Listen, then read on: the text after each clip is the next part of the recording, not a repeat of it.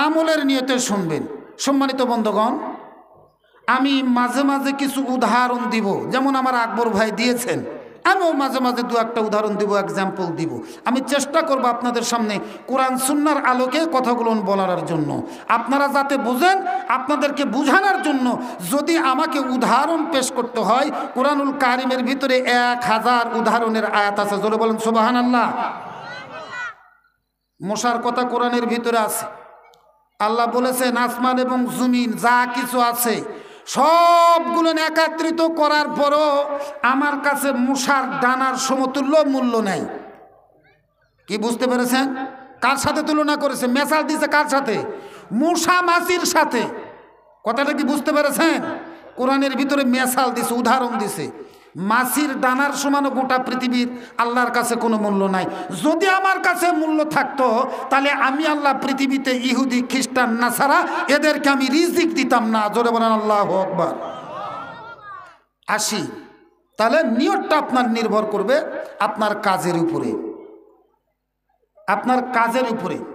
আল্লাহ রাসূল মসজিদে নববীতে, খুব কান লাগাবেন, আল্লাহ রাসূল মসজিদে নববীতে ফজরের নামাজ আদায় করছেন।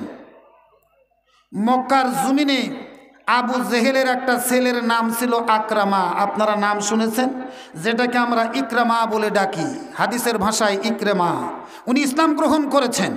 সম্মানিত বন্ধুগণ, ইসলাম গ্রহণের পূর্বের কথা আমি বলছি, কান লাগান।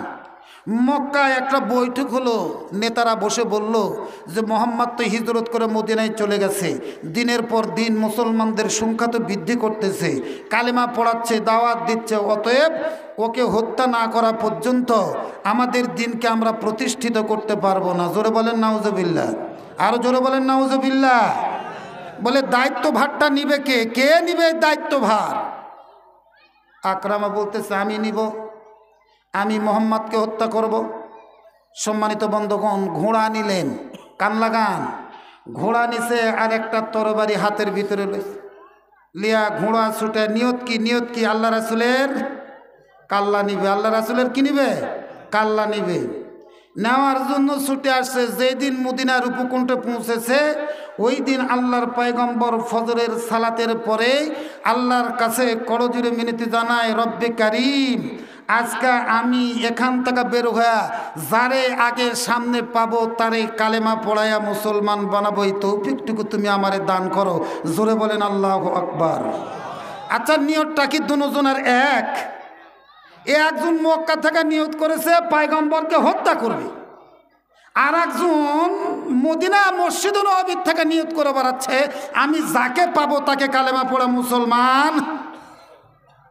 নিয়ত যদি ভালো হয়, আপনার ফল আপনি ভালো পাবেন, এটা নিশ্চিত। এর মধ্যে কোনো সন্দেহ নেই। আল্লাহ রাসূলের মুখের বাণী। সম্মানিত বন্ধুগণ, আকলিস দীনুকা ইয়াকফিকাল আমালুল কলিল। এ মুসলমান বন্ধুগণ, আপনার আমলটা নির্ভর করবে আপনার ইখলাসের উপরে, আপনার খালেসের উপরে, আপনার নিয়তের উপরে। বুখারী শরীফের সর্বপ্রথম হাদিস, ইন্নামাল আমালু বিন্নিয়াত, তোমার সকল কাজগুলো নিয়তের উপরে নির্ভর করবে। আল্লাহর পয়গম্বর মসজিদে নববী থেকে বের হলেন, আল্লাহ যাকে পাকো তাকে আমি কালেমা পড়ায় মুসলমান বানাইব। মসজিদে নববী থেকে বের হয়েছে। আকরামাও ঠিক সেই দিন একবারে মদিনার উপকণ্ঠে এসে প্রবেশ করেছে। দুজন একবারে সামনাসামনি দাঁড়ায় গেছে। আকরামা আল্লাহর পয়গম্বরের দিকে লক্ষ্য করার পরে বলে, রে মুহাম্মদ, বল আমার হাত থেকে তোরে কে বাঁচাইবে? জোরে বলেন নাউজুবিল্লাহ, জোরে বলেন নাউজুবিল্লাহ। কেউ কারা হত্যা করার ক্ষমতা রাখে না, বাঁচানোর মালিককে জোরে বলা লাগবে। বাঁচানোর মালিক হলো আল্লাহ, হায়াতের মালিক হলো আমার আল্লাহ, মৌতের মালিক হলো আমার আল্লাহ। আকরামার কোনো প্রকারের ক্ষমতা নাই।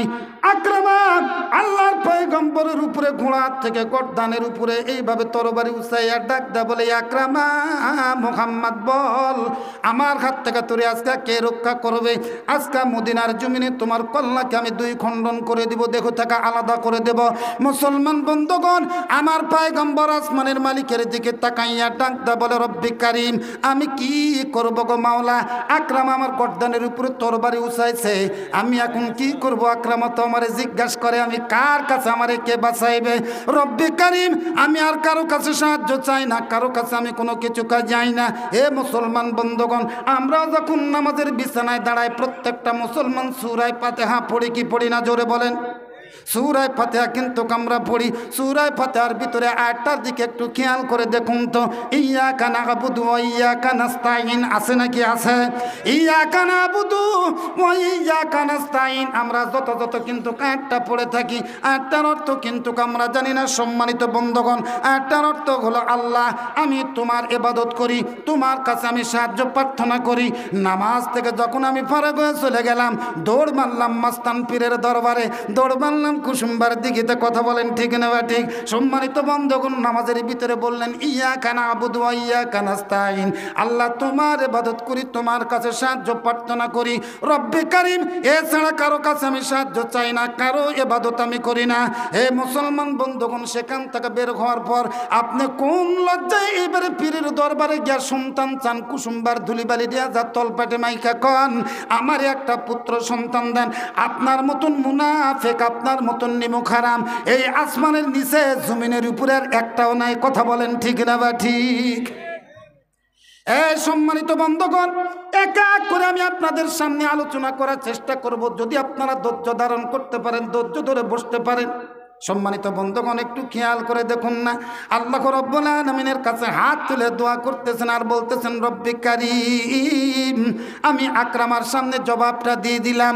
আল্লাহর পয়গম্বর আকরামাকে ডাকদা বলতেছে, আকরামা দুনিয়ার কোন মানুষ আমারে বাঁচাইতে পারবে না, আমাকে বাঁচানোর ক্ষমতা তারা কেউ রাখে না। আমার হায়াতের মালিক যেহেতু রব্বি কারীম, আমার আল্লাহ যিনি আমাকে পালেন, যিনি আমাকে রিজিক দেন, যিনি আমার হায়াত দিয়েছেন। এ মুসলমান বন্ধুগণ, আকরামার সামনে জবাব দিয়ে দিল, আমাকে একমাত্র রক্ষা করতে পারে আমার রব। জোরে বলেন আল্লাহু আকবার। আমার রব রক্ষা করতে পারে। সম্মানিত বন্ধুগণ, আল্লাহর পয়গম্বর আল্লাহর কাছে যখন এইগুলা দোয়া করলেন, রব্বে কারীম আমি তোমার কাছে আশ্রয় চাইতেছি, রব্বে কারীম আমি তোমার কাছে আশ্রয় চাইতেছি। সম্মানিত বন্ধুগণ, আপনাদের মনে আছে জাকারিয়া আলাইহিস সালাতু সালামের কথা? ইহুদি খ্রিস্টানদের ভয়, ইহুদিদের ভয় যখন দৌড়াইতেছিল, কোথায় লুকাবে, কোন জায়গায় যাইবে, শেষ পর্যন্ত বিশাল বড় একটা গাছ পাইছে। গাছের নিকটে যা গাছের কাছে যখন আশ্রয় চায়, গাছ ফেটে দুই ভাগ হয়ে গেছে। জাকারিয়া আলাইহিস সালাতু সালাম গাছের ভিতরে প্রবেশ করেছে। ইহুদিরা পিছনে পিছনে দৌড়ায় যাওয়ার পর খেয়াল করে দেখে এই জায়গায় তো আসলো, জাকারিয়া কোথায় গেল? খুঁজে খুঁজে দেখে কিন্তু কোনো জায়গায় পায় না। লক্ষ্য করে দেখে যেই রাস্তা দিয়ে গাছটা ফেটেছিল, গাছের ভিতর প্রবেশ করেছে।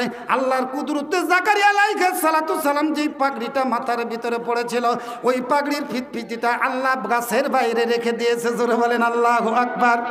আশ্রয় চাইছে কার কাছে? জোরে বলেন কার কাছে? গাছের কাছে আশ্রয় চাইছে। সম্মানিত বন্ধুগণ, ইহুদিদের বুঝতে বাকি রইল না, এই গাছের ভিতরে আশ্রয় নিয়েছে। করাত নিয়ে ফ্যাঁস নিয়ে আসা হলো। গাছটা যখন দুই ভাগ করে শুরু হয়ে যায়, জাকারিয়ার মাথার ভিতরে করাতের একটা খিল অথবা ফ্যাঁসের একটা খিল যখন বিঁধে গেছে, জাকারিয়া আলাইহিস সালাতু সালাম শব্দ উচ্চারণ করলেন। আল্লাহ রাব্বুল আলামিন জাকারিয়াকে ডাক দেয়, বলে জাকারিয়া খবরদার, একটা বার যদি উ শব্দ উচ্চারণ করো তাহলে নবীর দপ্তর থেকে তোমার নামটা আমি কেটে দিব। জোরে বলেন আল্লাহু আকবার। আর জোরে বলেন আল্লাহু আকবার। সম্মানিত বন্ধুগণ, জাকারিয়া কিন্তু কেটে দুই ভাগ করা হয়েছিল, করাত দিয়া ছিঁড়া হয়েছিল। হে মুসলমান বন্ধুগণ, আল্লাহ রাব্বুল আলামিনের কাছে যখন আশ্রয় চাই, আল্লাহ রাব্বুল আলামিন জিবরাইলকে ডাক দেয়, বলে জিবরাইল যা, আমার বন্ধুরে হত্যা করার জন্য তরবারি উঠাইছে, এইবারে আকরামার বুকের ভিতরে একটু ছোঁয়া লাগাইয়া দিয়াই, পরবর্তী যেইটা ঘটনার সেইটা আমি আল্লাহ ঘটাইব। মুসলমান বন্ধুগণ, একটু দিলের কানে শোনার চেষ্টা করা লাগবে। আমি নিয়তের কথা বলতেছিলাম আপনাদেরকে, আপনারা কোন নিয়তে এসেছেন দেখেন না, একটু খেয়াল করেন। হে সম্মানিত বন্ধুগণ, হযরত জিবরিল আলাইহিস সালাতু সালাম পৃথিবীর জমিনে আসলেন, আকরামার বুকের ভিতরে একটু হাতের বাতাস দিয়ে দিলেন। আকরামা তৎক্ষণাৎ ঘোড়ার পিঠ থেকে ছিটকা জমিনের ভিতরে পড়ে যায়। জমিনের ভিতরে পড়ার সঙ্গে সঙ্গে তরবারিটাও হাত থেকে ফসকা জমিনের ভিতরে পড়ে যায়। আল্লাহর পয়গম্বর তরবারিটা এবারে হাতের ভিতরে উঁচাইছে, উঁচায় আকরামের গর্দানের উপরে এইভাবে চেপে ধরেছে। ডাকদা বলে, আকরামা বল, এইবারে আমার হাত থেকে তোরে কে বাঁচাইবে? এতক্ষণ পর্যন্ত যথেষ্ট পরিমাণে বাহাদুরি করলি, বল বল, এইবারে আমি মোহাম্মদ তোমার গর্দানের উপরে তরবারি উঁচাইছি, আমার হাত থেকে তোরে কে বাঁচাইবে? সম্মানিত বন্ধুগণ, এই শব্দ শোনার সঙ্গে সঙ্গে আকরামা ডানের দিকে দেখে, কারো দেখা যায় না। বামের দিকে দেখে, কাউরে দেখা যায় না। সামনে দেখে, পিছনে দেখে, কাউরে দেখা যায় না। কার কাছে সাহায্য প্রার্থনা করবে, কার কাছে চাইবে, কোনো দিশা কুল না পায় আকরামা এবারে বলতে শুরু করে দিছি, ইয়া মোহাম্মদ। খুব খেয়াল করবেন কথার দিকে। আকরামা কইয়া, মোহাম্মদ তোমার কি মনে পড়ে না আমরা তো দুজন একই বয়সের ছিলাম? বলে, হ্যাঁ ছিলাম। দুজন একই সঙ্গে মক্কার জমিনের ভিতরে খেজুর বাগানের ভিতরে ঘুরে বেড়াইছি ছোট্টবেলায়। বলে, হ্যাঁ ঘুরে বেড়াইছি। তুমি যখন একটা পাকা খেজুর পাইতা, সাথে সাথে উঠে আমারে দিতা, আমি খাইতাম। আমি একটা পাইলে তোমারে দিতাম, তুমি খেজুরগুলা খাইতা। দুজন কত বড় মহব্বত ছিল, কত ভালোবাসা ছিল। আজকে তুমি তরবারি দিয়া আমার গর্দনের ভিতরে আঘাত চালাইবা, একটা বার কি ওই ছোটবেলার কথা মায়াটা মনে পড়ে না? তুমি কেমনে আমারে হত্যা করবা? ফান দে পহড়িয়া বগা কান দেখে রে, কথা বলেন না কেন? একবারে সিপাবাসের ফাটায় পড়ে গেছে আকরামা। কোনো দিশা কোণ নাই, এখন অতীত জীবনের কথা ডেকে তুলেছে। আল্লাহর পয়গম্বর বলে, আকরামা অতীত জীবনের কথা যখন আমার সামনে উঠাইলা, আমি তোমারে মাফ করে দিলাম, ক্ষমা করে দিলাম। তরবারির সাথে সাথে হাত থেকে ফেলা দিলা। আকরামারে বলে, আকরামা আয়, আমার বুকের সাথে বুক মিলালে এক্ষুনি কালেমা পড়া মুসলমান হয়ে যা। আকরামা কালেমা পড়ে মুসলমান হয়েছে। জোরে জোরে বলেন আল্লাহু আকবার। মুসলমান বন্ধুগণ, আপনার নসিবে যদি হেদায়েত থেকে থাকে, আপনি চাষটলের ভিতরে থাকতে পারেন না। কোরআনের মাহফিলে আসার পর চাষটলের ভিতরে আড্ডা দিতে পারেন না। টাউরা রুগীর মতন যেখানে সেখানে ঘুরতে পারেন না।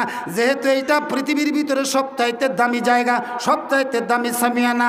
আসমানের নিচে জমিনের উপরে এক চাইতে দামি জামা, এখন এক চাইতে দামি জায়গা এখন আর কিচ্ছু নাই। আছে নাকি? কথা বলেন। এইটা সবচাইতে দামি জায়গা। মুসলমান বন্ধুগণ, আমার সিদ্দিক ভাই দীর্ঘ সময় ধরে সেরেকের কথা বলেছে, আমিও একটু টাচ দিব। সামনে আমাদের আর একটা দিবস আসতেছে। মুসলমান কি করে তা জানে না, কি যে জানে না তাও জানে না। এ মুসলমান বন্ধুগণ, বাংলা মাস এইটা কি আপনারা কি জানেন? জোরে বলা লাগবে, জানেন নাকি? বলে, বাঙালি হয়েছি কিন্তু বাংলা মাসের নাম জানি না। আমরা জানি শুধুমাত্র জানুয়ারি, ফেব্রুয়ারি, মার্চ, এপ্রিল, মে, জুন, জুলাই। কথা বলেন না কেন? মাইনা দানম জানুয়ারি বা ফেব্রুয়ারি বলকে দানম শূন্যতে পাই গাম্বরি। আমি জানুয়ারি ফেব্রুয়ারি জানি না, আমি জানি মহরম, সফর, রবিউল আউয়াল, রবিউল সানি, জুমাদুল উলা, জুমাদুল আখির। কথা বলেন না কেন? ঠিক না বা ঠিক? এটা হলো নবীর সুন্নত। আরবি নামগুলো বলা ইসলামী শরীয়তে অনুসারে আরবি জানাটা হলো সুন্নত, কিন্তু আমরা জানি না। এটা হলো 21শে ফেব্রুয়ারি আসবে আগামীকালের পরের দিনে। আজকে 19 তারিখ, আগামীকাল হবে 20 তারিখ, এরপরে আসবে 21শে ফেব্রুয়ারি। কথা বলেন না কেন মুসলমান বন্ধুগণ? এটা আমি রাষ্ট্রবিরোধী কথা বলবো না, কথাটা বলতে গেলে আমারও লাগবে, যার কারণে এটা আমি বলতেছি না। একটু সামনে আগাইতে চাই মুসলমান বন্ধুগণ। ইংরেজি দিবসে কিন্তু আমরা মাতৃভাষা দিবস পালন করি 21শে ফেব্রুয়ারি। আমার ভাই সালাম, শফিক, জব্বার, বরকত, রিক্সা চালক, আউয়াল, যারা 21শে ফেব্রুয়ারির দিনে মারা গেল, ওরা কিন্তু ইংরেজি ভাষা পালন করার জন্য মারে নাই, ইংরেজির দিন পালন করার জন্য কিন্তু মৃত্যুবরণ করে নাই। ওরা কিন্তু বাংলা ভাষার জন্য জীবন দিয়েছে। কথা বলেন না কেন? ঠিক না বা ঠিক? আপনি খুঁজে বের করে দেখেন না ওই দিনটা বাংলা মাসের কোন দিন ছিল। মুসলমান বন্ধুগণ, এইখানে যদি 100 জন লোক থাকে, 100 জন লোকের ভিতরে 99 জন লোক জানে না কোন দিন ওই শহীদ ভাষা দিবস হয়েছিল, ওই দিন বাংলা মাস কোনটা ছিল, কোন তারিখ ছিল। সম্মানিত বন্ধুগণ, এইটা জানে না। আমি বলে দিচ্ছি, আজকাল নোট করে লেখেলাম, নোট করে জেনে নেন। ওইটা ছিল ফাল্গুন মাসের 8 তারিখ। কত তারিখ? 8ই ফাল্গুন ছিল, 8ই ফাল্গুন ছিল। সম্মানিত বন্ধুগণ, তাহলে তো দিবস আমার ওই দিনে পালন করার দরকার। ওরা তো বাংলার জন্য জীবন দিয়েছে নাকি? বাংলার জন্য না ইংরেজির জন্য? সম্মানিত বন্ধুগণ, এই 12টা মাসের ব্যাখ্যা যদি আজকে আপনাদের সামনে দিতে চাই, জানুয়ারি, ফেব্রুয়ারি, মার্চ, এপ্রিল, মে, জুন, জুলাই, এই 12টা মাসের ইংরেজি 12টা মাসের কোত্থেকে আসছে, কেমনে আসছে, সম্মানিত বন্ধুগণ, এর ব্যাখ্যা যদি আমি আপনাদের সামনে দিতে লাগি অনেক সময় লাগবে, এটা দেওয়া যাবে না। সম্মানিত বন্ধুগণ, 12টা দেবতার নাম অনুসারে, খুব খেয়াল করবেন, 12টা দেবতার নাম অনুসারে 12টা মাসের নাম রাখা হয়েছে। জানুয়ারি একটা মাসের কথা বলবো, চীনের সবচাইতে বড় দেবতা, ওর নাম হলো জানু। এই প্রথম শব্দ থেকে জানুয়ারি নিয়ে আসা হয়েছে। প্রত্যেকটা নামের সঙ্গে একটা করে দেবতার নাম সংযুক্ত করা হয়েছে। মুসলমান বন্ধুগণ, সেই দিকে আমি যাব না। আপনি কেমনে শিরক করেন, কিভাবে শিরক করেন তার একটু কথা বলে যায়। আপনারা ওযু ভঙ্গের কারণ জিজ্ঞাসা করেন কি করেন না? কথা বলেন। ওযু ভঙ্গের কারণ জিজ্ঞাসা করেন, নামাজ ভঙ্গের কারণ জিজ্ঞাসা করেন। কি হলে ওযু ভঙ্গ হয়ে যায়, কি কাজ করলে নামাজ নষ্ট হয়ে যায়, নামাজের আরকান আপনারা কিন্তু ঠিকই জিজ্ঞাসা করেন। এ পর্যন্ত কেউ জিজ্ঞাসা করলো না, হুজুর আমার ঈমান নষ্ট হয় কি কি কাজ করলে? কথা বলেন না কেন? জিজ্ঞাসা করেছে নাকি? আমার ঈমান ভাঙ্গা যাবে। ঈমান আপনি যদি নিতে পারেন, লা ইলাহা ইল্লাল্লাহু মুহাম্মাদুর রাসূলুল্লাহ, এ কথা বলে আপনি যদি ঈমান গ্রহণ করতে পারেন, তাহলে সেই ঈমানটা কি নষ্ট হতে পারে না? নষ্ট হতে পারে না? জোরবান পারে না? কই কোনোদিন তো আপনারা জিজ্ঞাসা করেন না, হুজুর ঈমান কি কি কারণে নষ্ট হয়ে যায়? এটা কেউ জিজ্ঞাসা করেন নাই? আমি মুসলিমে কয়েকটা কারণ আপনাদের সামনে বলতেছি। অনেক কয়টা কারণ আছে, 60টা কারণ। তার মধ্যে আমি কয়েকটা কারণ আপনাদের সামনে বলতেছি। 1 নাম্বার হলো শিরক, খুব খেয়াল করবেন। 1 নাম্বার হলো শিরক, 2 নাম্বার হলো কুফর, 3 নাম্বার হলো তাগুত, 4র্থ নাম্বার হলো নিফাক। আমি 4টার কথা বলতেছি আপনাদের সামনে, বেশি আর সামনের দিকে আগালাম না। 4টা আপনারা একটু ভালো করে শুনেন, সামান্য একটু করে টাচ দিব। শিরক কি জিনিস? আমার সিদ্দিক ভাই বলে গেছে, আল্লাহর সঙ্গে শরীক করা। আল্লাহর সঙ্গে আবার কেমনে শরীক হয়, কিভাবে আমি শরীক করলাম, আল্লাহর সঙ্গে কেমনে শরীক করলাম? মুসলমান বন্ধুগণ, ওইখানে যাওয়া লাগবে না। আপনি কেমনে শরীক হয়ে যান, কিভাবে শরীক হন, তাহলে আপনার কেমনে শরীক হয় একটু লক্ষ্য করবেন। অল্প কয়েকদিনের ভিতরে কাঠকোর আমার হিন্দু ভাইরা আছে, খেয়াল করে দেখবেন, কাকালির ভিতরে একটা চাঙ্গারি লয়া এরকম ধরনের আসলের ভিতর করে লয়া চলে আসবে, গলার ভিতরে সাপ পেঁচায় লিয়া চলে আসবে। কথা বলেন ঠিক না বা ঠিক? গলার ভিতরে সাপ পেঁচালিয়া সাংঘারি কাকালাত করে নিয়ে চলে আসবে। প্রত্যেকটা মুসলমানের দ্বারে দ্বারে ঢুকে পড়বে, যা বলবে আমার একটু চাল দেন। বলে কি করবেন? আমাদের পদ্ম পূজা, আমরা সাপের পূজা করি, ওই পূজার অঞ্জলির জন্য খরচ হবে। আপনি যদি 1 মুষ্টি চাল ওই সাংঘারির ভিতরে দিয়ে থাকেন, আল্লাহর কসম করা কই, আল্লাহর কসম করা কই, আল্লাহর কসম করে কয়ে গেলাম, আপনার বয়স যদি 60 বছর হয়ে থাকে, আপনি হজ করেন, যাকাত দেন, 5 ওয়াক্ত নামাজ পড়েন, 1 মুষ্টি চাল যদি সাংগারির ভিতরে আপনি দিয়ে থাকেন, এ মুসলমান বন্ধুগণ, 60 বছরের আমল সবগুলো বরবাদ হয়ে গেছে। আপনার ঈমানও নষ্ট হয়ে গেছে। যতক্ষণ পর্যন্ত আল্লাহর দরবারে আপনি তওবা না করেছেন, এতক্ষণ পর্যন্ত আপনার কোনো ইবাদত আল্লাহর দরবারে কবুল হবে না। নামাজ থাকবে না, রোজা থাকবে না, হজ থাকবে না, যাকাত থাকবে না। কিয়ামতের ময়দানে যখন দাঁড়াইবেন, বলবেন আল্লাহ আমি তো নামাজ পড়েছিলাম, আমি তো যাকাত দিয়েছিলাম, আমি তো হজ করেছিলাম। আল্লাহ রব্বুল আলামিন বলবেন হাবিতাত আমালুহুম, হে মুসলমান বন্ধুগণ, তোমার সব আমলগুলো ধ্বংস হয়ে গেছে। বেদাত করলে আমল নষ্ট হয়ে যাবে, ঈমান নষ্ট হবে না। ভালো করে জেনে নেন, বেদাত করলে আপনার নেক আমল নষ্ট হয়ে যাবে। কুল্লু দালালাতুন বেদা। হে মুসলমান বন্ধুগণ, সকল বেদাতগুলো গোমরাহি, আর গোমরাহিগুলো যেইগুলো আপনার নেক আমল আছে, এগুলো সবগুলো আগুনের ভিতরে জ্বালায় দেওয়া হবে। আপনার কোনো আমল থাকবে না। কিন্তু পরবর্তীতে যদি আপনি ইবাদত করেন, আপনার ইবাদত আমলের ভিতরে উঠবে। কিন্তু যদি আপনি শিরক করেন, আপনার কোনো প্রকার লাভ হবে না। শিরক করার পরে তওবা না করা পর্যন্ত আপনার কোনো লাভ হবে না। আরও কেমনে, আরও একটু সহজভাবে বুঝাই। আপনি লোহাটা থেকে আসতেছেন, হিন্দু বাগার মেলা লাগছে কি লাগে নাই? লাগছে তো। দুর্গা পূজা আমাদের পাশে হিন্দু পাড়া আছে, দুর্গা পূজা হয়, লক্ষ্মী পূজা হয়। মুসলমান বন্ধুগণ, আমি প্রসাদপুর বাজার থেকে পাড়ার উপর দিয়ে আসতেছি, দেখতেছি জুলাপির দোকান। আমার বাড়িতে 2টা বাচ্চা আছে, যাক 1 কেজি জুলাপি এখান থেকে কিনে নিয়ে যায়। ভালো করে কান লাগাবেন, 1 কেজি জুলাপি ওই জায়গায় থেকে কিনে নিয়ে যায়। 1 কেজি জুলাপি কিন্তু ওই মেলার থেকে আমি নিয়ে আসলাম। ওই 1 কেজি জুলাপির 120 টাকা দাম লইছে। 120 টাকা দিয়ে যখন আমি ওখান থেকে চলে আসলাম, জুলাপিটা নিয়ে আসলাম আমি মেলার থেকে। এ মুসলমান বন্ধুগণ, মেলা যখন শেষের পর্যায়ে যাবে, ওই মেলা কমিটিরা বের হবে প্রত্যেকটা দোকান থেকে চাঁদা নেওয়ার জন্য। কথা বলেন না কেন? আপনি যে 120 টাকা দিয়ে 1 কেজি জুলাপি আপনি ক্রয় করে নিয়ে আসলেন, আপনার 1 টাকা হোক 8 আনা হোক, ওই মেলা কমিটি পূজা কমিটি কিন্তু সেখান থেকে নিয়ে যাবে, আর ওইটা নিয়ে যা কিন্তু যথারীতি তারা পূজার কাজে ব্যয় করবে। আল্লাহর কসম, আল্লাহর কসম, আল্লাহর কসম, আপনার জীবনের সব আমলগুলো বরবাদ। নাউজুবিল্লাহ বলবেন না? সেরেক কি জিনিস বুঝেছেন? খালি গেলেগা হবে, পূজা করলেগা হবে? পূজা কাটা আপনি শরিক হয়ে গেছেন। মুসলমান বন্ধুগণ খুব সাবধান থাকবেন। হিন্দু বাবাজিরা মন খারাপ করবেন না, যদি কান পর্যন্ত আপনাদের আওয়াজ পৌঁছে থাকে, রাস্তা দিয়া যদি কেউ যান, আবার ওই হিন্দুই অসুস্থ অবস্থায় আছে, ভুকা অবস্থায় আছে, আপনার দ্বারস্থ হয়েছে, কন্যা বিদায় করতে পারে না, আপনার দ্বারস্থ হয়েছে, আপনি তার অঞ্জলিতে টাকা দিবেন, ক্ষুধার্ত হিন্দু ভাইদেরকে খাবার দিবেন, তার কন্যার বিবাহ হচ্ছে না, সহযোগিতা করবেন, আল্লাহ আপনার আমলের ভিতরে সদকার সওয়াব দিবে। জোরে বলেন আল্লাহু আকবার। দান করা যায়, কিন্তু স্তর আছে, স্তর আছে, বোঝেন না? সামনে আসতেছে ফাল্গুন মাস, এইটা আবার সামনে আর একটা মাস আসতেছে, এসো হে বৈশাখ। কথা বলেন না কেন? বৈশাখ মাস একটু খেয়াল করেন না কেন? এসো হে বৈশাখ। ওই জায়গায় একটা শোভাযাত্রা হয়, আপনারা জানেন কি? কথা কয় না, শোভাযাত্রা হয় না? রমনার পটমূল থেকে শোভাযাত্রা হয়। এই শোভাযাত্রার উৎপত্তি কোথায় একটু ভালো করে দেখেন তো, আমি আপনাদেরকে একটু বুঝাই। একটু আলাদা কিসমের ওয়াজ করে আজকে আপনাদেরকে একটু শোনাতে চাই, খুব ভালো করে কান লাগাবেন, খুব ভালো করে কান লাগাবেন। এ মুসলমান বন্ধুগণ, শোভা নাম কোত্থেকে আসছে? শোভার নামটা কোত্থেকে আসলো একটু খেয়াল করে দেখেন। হিন্দুদের 18 কোটি দেবতা আছে, 18 কোটি দেবতার ভিতরে একটা দেবতার নাম হলো লক্ষ্মী। কথা বলেন, আছে না? কয়েকদিন আগে একটা গেছে সরস্বতী পূজা, সরস্বতী ওদের বিদ্যার দেবতা, লক্ষ্মী ওদের ধনের দেবতারে। মুসলমান বন্ধুগণ, এই লক্ষ্মী পূজা করা হয় কেন, কিসের জন্য করা হয়? এরা ধন সম্পদের ভিতরে বরকত চাই। হিন্দু ভাইরা, আমি যে কথাটা আপনাদেরকে বুঝাতে চাচ্ছি একটু খেয়াল করে শুনে নেন। লক্ষ্মীর 4টা পুত্র কন্যা সন্তান আছে। লক্ষ্মীর কয়টা সন্তান? জোরে বলা লাগবে।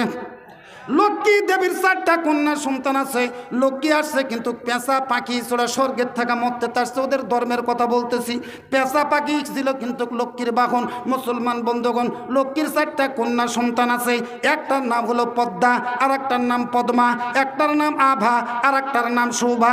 4টা কন্যা সন্তানের নাম পেয়ে গেছেন। আমি আবার বলতেছি, প্রয়োজনে রেকর্ড করে রেখে দেন, কান বালুসের সঙ্গে লাগাইয়া মোবাইল অন করে শুনবেন। একটার নাম পদ্মা, আর একটার নাম পদ্মা, একটার নাম আভা, আর একটার নাম শোভা। শোভা নামটা কিন্তু আপনারা ঠিকই পাইছেন। মুসলমান বন্ধুগণ, হিন্দুদের 2টা ধর্মীয় কালার আছে, হিন্দুদের 2টা ধর্মীয় কালার আছে। এ সম্মানিত বন্ধুগণ, 2টা ধর্মীয় কালার, একটা হলো লাল আর একটা হলো সাদা। ভালো করে মনে রাখবেন, একটা হলো লাল আর একটা হলো সাদা। যারা শোভাযাত্রায় অংশগ্রহণ করে, আমার ছোট ছোট কচি কচি বাচ্চাগুলোকে, এসো হে বৈশাখ মাস যখন পড়বে, সাথে সাথে চলে যাব সতীহাটে, সাথে সাথে চলে যাব নওগাঁয়। বৈশাখের পোশাক যদি আমার সন্তানের গায়ের ভিতরে আমি যদি না তুলাই দেই, তাহলে আমার সন্তান খুশি নয়। কথা বলেন না কেন? এসে হে বৈশাখ আসছে, ওই পোশাকের ভিতরে 2টা চিহ্ন থাকবে। খুব খেয়াল করবেন, পোশাকের ভিতরে 2টা কালার থাকবে। যদি কোনো বোন ওই ছোট্ট মেয়েটারে শাড়ি পরে দেন, দেখবেন শাড়িটার কালার হবে সাদা আর পাটটা হবে লাল। সাদা আর লাল থাকবে।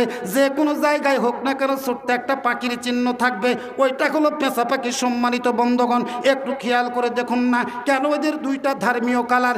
এ মুসলমান বন্ধুগণ, শিরক আমরা কেমনে করি, কিভাবে আমরা জাহান্নামের দিকে অগ্রসর হয়ে চলে যাচ্ছি।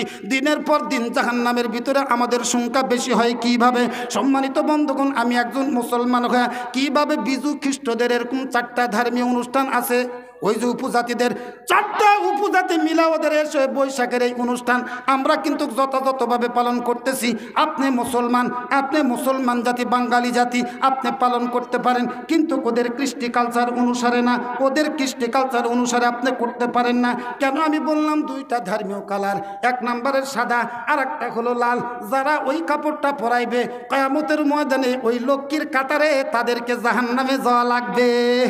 নাউজুবিল্লাহ বলবেন না? প্রতি বারবার যদি নাউজুবিল্লাহ আলহামদুলিল্লাহ আপনাদের থেকে বলা হয়, তাহলে তো কবরস্থানে ওয়াজ করাই ভালো, নাকি কন? কবরস্থানে কথা বলা ভালো। আপনারা শিরক বেদাত বেশি বেশি করেন না, তা আমি ওয়াজটা কি ভালো লাগতেছে না, ছেড়ে দিব? আমার সিদ্দিক ভাই টাচ দিয়ে গেছে, তাই আমার মনের ভিতরে জায়গা গেছে। কথা বলছেন না? তাই আমার মনের ভিতরে জায়গা গেছে, তাই শিরক আর বেদাত নিয়ে শুরু করছি, কুফরি নিয়ে শুরু করছি। অসুবিধা আছে? সম্মানিত বন্ধুগণ, এবারে কান লাগান। হিন্দুদের কেন 2টা ধর্মীয় কালার? হিন্দু বোনদের যখন বিয়ে হয় তখন মাথায় ওদের সিঁদুর দেওয়া লাগে। কথা বলেন, ওদের বিয়ে হবে না তাছাড়া। এই কারণে সিঁদুর ওদের ধর্মীয় কালারে। ভাইরা কান লাগান, বাইরে কি দেখেন, এদিক সেদিক কি দেখতেছেন? মাথার ভিতরে সিঁদুর দিতে হয়। এই সিঁদুর দেওয়ার কারণে ওটা ওদের ধর্মীয় কালার, নচেত বিয়ে হবে না। নচেত কি বিয়ে হবে না। দ্বিতীয় নাম্বার, বিয়ের পরে তাদের ভিতরে শাঁকা পরিয়ে দেওয়া হয়। শাঁকার কালার এরকম ধরনের সাদা হওয়া লাগবে, অন্য কোনো কালারের শাঁকা হলে বিয়ে হবে না। সম্মানিত বন্ধুগণ, তাহলে বুঝতে পেরেছেন হিন্দুদের দুইটা ধর্মীয় কালার কেন। ওই দুইটা ধর্মীয় কালার গেঞ্জির ভিতরে থাকবে। গেঞ্জি যদি সাদা হয় তাহলে সাদার ভিতরে লাল কালি দিয়ে লেখা থাকবে এসো হে বৈশাখ। আর ওই পোশাকের ভিতরে যে কোনো জায়গায় হোক না কেন ছোট্ট একটা পাখির চিহ্ন থাকবে, ওটা হলো পেঁচা পাখি, ওটা হলো লক্ষ্মীর বাহন। এই পোশাক যারা সন্তানের গায়ের ভিতরে ছড়ায় দিবে, যারা কিনে দিবে, যারা ব্যবহার করবে, কিয়ামতের ময়দানে লক্ষ্মীর কাতারে তাদেরকে জাহান্নামে যাওয়া লাগবে, এর মধ্যে কোনো প্রকারের সন্দেহ নাই। এ মুসলমান বন্ধুগণ, তাহলে এই কাজগুলো থেকে আমাদেরকে বাঁচা লাগবে। এইবারে দ্বিতীয় নম্বর আসুন কুফুর। কুফুর কি জিনিস একটু কান লাগান। কোনো আল্লাহর বিধান, শরীয়তের কোনো বিধান যদি আপনি অস্বীকার করেন, ইনকার করেন, অবজ্ঞা করেন, অস্বীকার করেন, হে সম্মানিত বন্ধুগণ, আপনার উপরে নামাজ ফরজ হয়ে গেছে, নামাজের রক্ত হয়ে গেছে। একজন ভাই আপনারে ডাকতেছে, ভাইজান চলেন, নামাজের আজান হয়ে গেছে, চলো না নামাজ পড়ি। কিন্তু আপনি বলতেছেন যা, তোর নামাজের প্রয়োজন আছে তুই পড়। কিসের নামাজ? আপনার ঈমান আর নাই, নষ্ট হয়ে গেছে। আপনি যদি বলেন ভাই নামাজ আসলে পড়তে হবে, নামাজ একটা গুরুত্বপূর্ণ ইবাদত, নামাজের প্রতি আমাদের গুরুত্ব দেওয়া দরকার, এই কথা না বলিয়া, নামাজের প্রতি নমনীত না হইয়া যদি স্বীকার না করে আপনি যদি ইনকার করেন, অস্বীকার করেন, গোপন করার চেষ্টা করেন, কিসের নামাজ, কিসের রোজা, ইনকার করার সাথে সাথে আপনার ঈমান চলে গেছে। আপনি কুফরি করেছেন, আপনি কুফরি করেছেন। আপনার ঈমানটা নতুন করে নবায়ন করা লাগবে, নতুন করে নবায়ন করা লাগবে, অর্থাৎ আপনার কালেমা পড়া লাগবে। নচেত আপনার কোনো ইবাদত আল্লাহর দরবারে কবুল হবে না।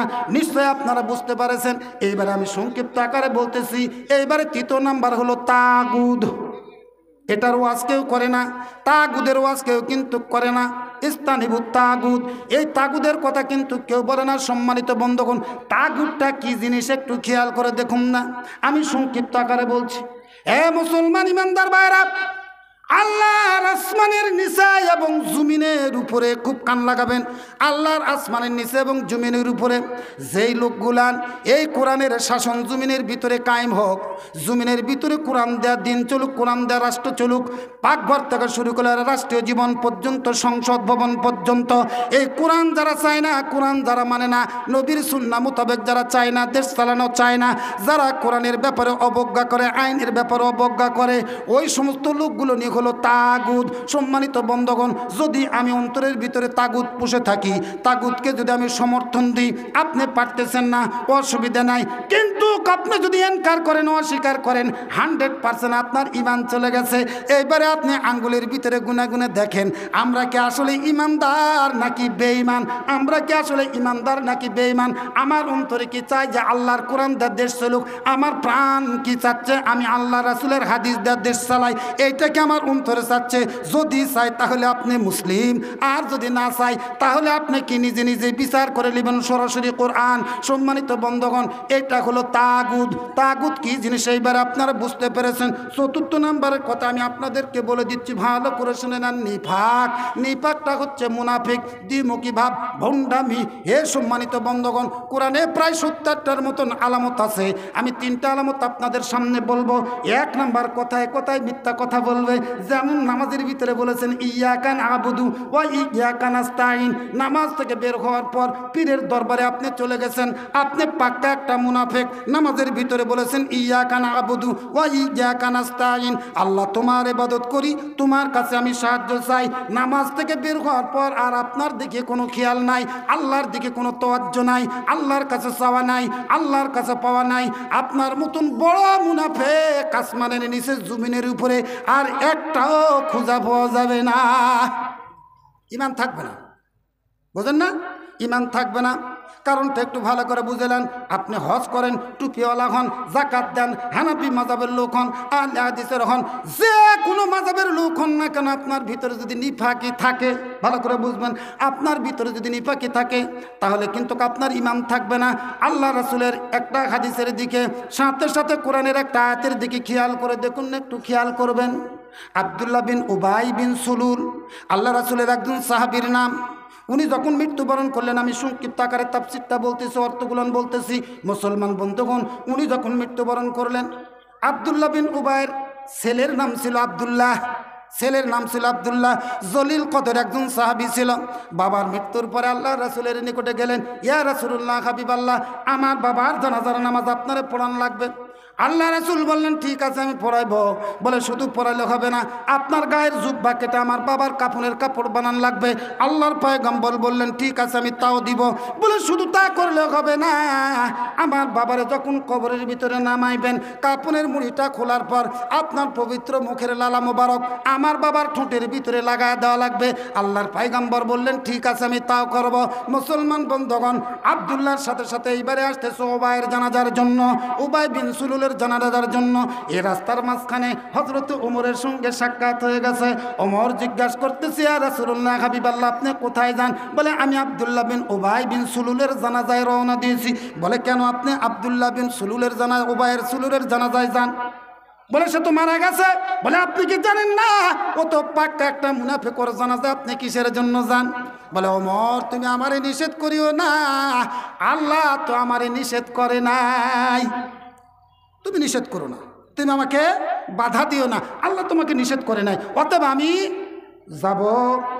আল্লাহ রাসূল নিজে গেলেন, নিজের জুব্বা কেটে কাফনের কাপড় বানিয়ে দিলেন, নিজে জানাজার নামাজ পড়াইলেন এবং কবরের ভিতরে নামানোর পর মুখের মুড়িটা, কাপনের মুড়িটা খুইলা এইবারে মুখের লালাটা মুখের ভিতরে, ঠোঁটের ভিতরে লাগাইয়া দাফন সম্পন্ন করে আসার পর যখন রাস্তা দিয়ে রওনা দিয়েছে, আল্লাহ রাব্বুল আলামিন সূরা তাওবা ৭৯ অথবা ৮০ নম্বর আয়াত, আমার সঠিক আয়াত নাম্বারটা মনে হচ্ছে, এক গ্লাস পানি লাগবে।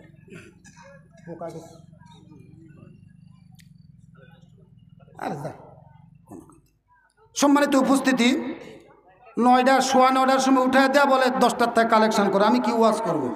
খালি ও স্টেজে উঠা চাইলেই হবে নাকি? রাত 10টার সময় আপনারা উঠে দিবেন, স্টেজে ওঠার সাথে সাথে বসে তাহলে আমার ঝুমঝুম করে দিবে। ভাই কন আসছে তো কেবল শ্রোতারা, এদের তো 2-4টা কথা শোনার লাগবে নাকি? কন নাকি শুরু করব? যেহেতু মালগাড়ির দায়িত্ব আছে আমার ঘাড়ে, মাল তো বয় লাগবে আমাকে, এই দায়িত্ব আমাকে পালন করালে এটা আমার মাথার ভিতরে আছে, এটা আমার কি নলেজ আছে।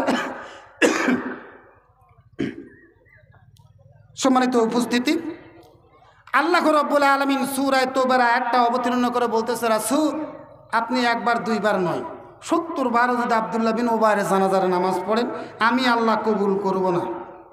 কে বলতেছে এটা? কে বলতেছে? কথাটা কি বুঝতে পেরেছেন? হযরত ওমর আগেই বলেছেন, হযরত ওমর আগেই বলেছেন যে একটা মুনাফিক, আপনি কেন তার জানাজায় যাচ্ছেন? বলে, আল্লাহ তো আমাকে নিষেধ করে নাই। এইবারে জানাজা শেষ, দাফন কাফন কমপ্লিট। আল্লাহ রাব্বুল আলামিন বলতেছে, জানাজা পড়ে কোনো লাভ হবে না, দোয়া করে কোনো লাভ হয় না, একবার দুইবার না, ৭০ মাররাতিন, ৭০ বার যদি তুমি তার জানাজা পড়ো, আমি আল্লাহ কবুল করব। কথাটা কি বুঝতে পেরেছেন? তাহলে মুনাফিক কি জিনিস?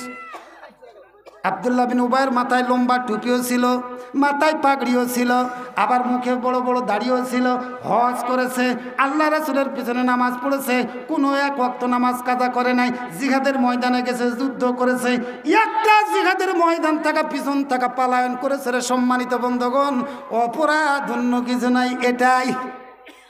আমি আর আপনি কত হিসাব করতে পারবেন?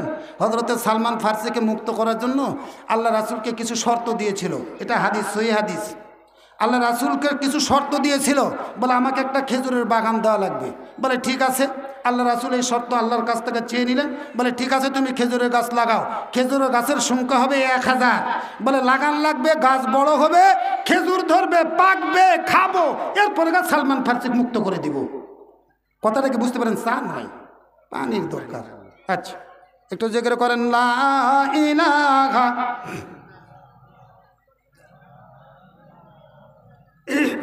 লা ইলাহা ইল্লাল্লাহ